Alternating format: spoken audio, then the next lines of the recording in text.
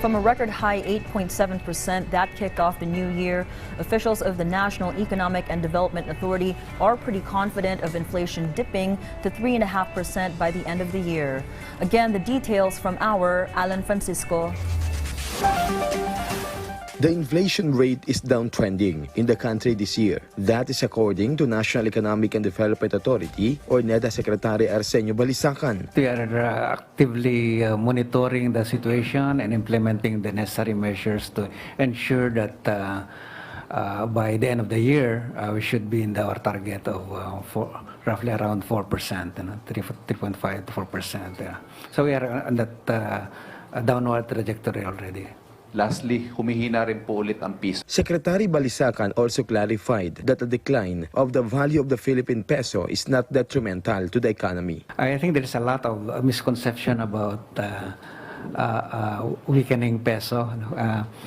In fact, when the peso depreciates a bit, not too much, because that too much depreciation will cause instability, no? And that could prevent investment, no?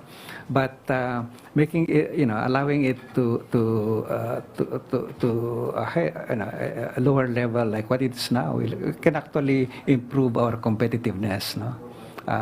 Whether we are for the producers of local substitutes of imports or for our exports.